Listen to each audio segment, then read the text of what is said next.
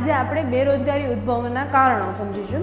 તો તેમાં પહેલો પોઈન્ટ છે કે વસ્તી વૃદ્ધિનો ઊંચો દર। તો ભારતમાં છે એ વસ્તી મોટા પ્રમાણમાં વધે છે, તો તે પણ છે એ બેરોજગારીનું કારણ બની શકે છે। ત્યારબાદ આવે છે કે રોજગારીની તકોમાં વધારો। તો રોજગારીની તકોમાં છે વસ્તીમાં જેટલો વધારો થાય છે તેની સામે છે રોજગારીની તકોમાં આપણે એટલો વધારો કરી શકતા નથી। ત્યારબાદ આવે છે બચત અને મૂડીરોકાણનો નીચો દર। તો ભારત છે મૂળ ખેતી પ્રધાન દેશ છે અને લોકો છે બચત અને મૂડીરોકાણનો દર છે ભારતમાં નીચો જોવા મળે છે। ત્યારબાદ આવે છે મૂડી પ્રધાન ઉત્પાદન પદ્ધતિ। મૂડી પ્રધાન ઉત્પાદન પદ્ધતિ એટલે કે ભારતમાં વસ્તી વધુ છે તો આપણે શ્રમ પ્રધાન ઉત્પાદન પદ્ધતિ અપનાવવાની જરૂર છે, પણ જો આપણે મૂડી પ્રધાન ઉત્પાદન પદ્ધતિ અપનાવીશું તો બેરોજગારીના દરમાં છે એ વધારો થાય છે। ત્યારબાદ આવે છે વ્યવસાયિક શિક્ષણનું નીચું પ્રમાણ।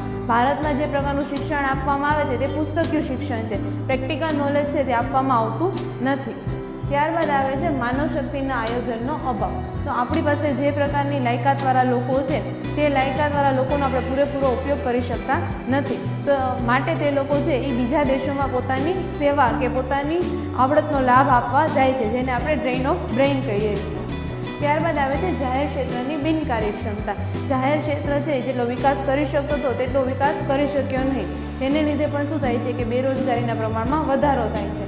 કૃષિ ક્ષેત્રના વિકાસની અવગણના।